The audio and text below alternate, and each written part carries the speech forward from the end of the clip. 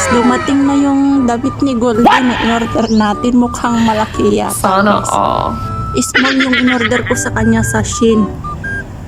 Dapat extra small pala yung nabili ko sa kanya.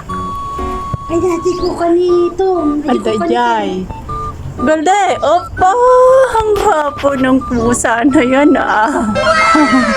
Aba, ang gwapo ng pusa na yan ah. Pang beach ang outlook. Aba. Bagay na bagay ang bata. Bagay na bagay niyang polo niya ah. Yun na siya guys oh. Aba, uwing-uwi na si Goldie ah. Ang ganda ng outfit niya ah.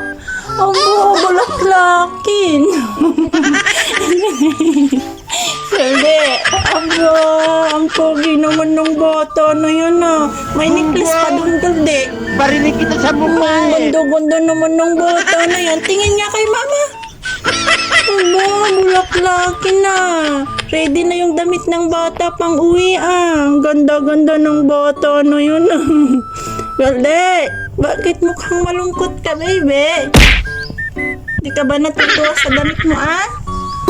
Ang ganda naman ng damit ng bata na yun ah. Pang beach ah. Oh, tignan mo guys. Bakit kang patras? Tayo. Malaki pala yung small sa'yo, Goldie. Dapat extra small ang binili natin. Ang ganda-ganda ng likod ng bata na yun ah. Social pa yung damit niya ah. Galing ng Shein ah.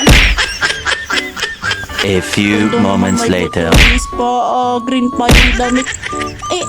Talaga nga naman pang beach yung damit ng bata ah. Pang biyahe ah. Aba, pang biyahe yung damit. Aray! So ayan guys, sinusuotan ni ate si Tom. Binilhan ko rin siya ng damit niya. So titingnan natin, black yung pinili ni ate. Aba, excited. Aba, pogi ah.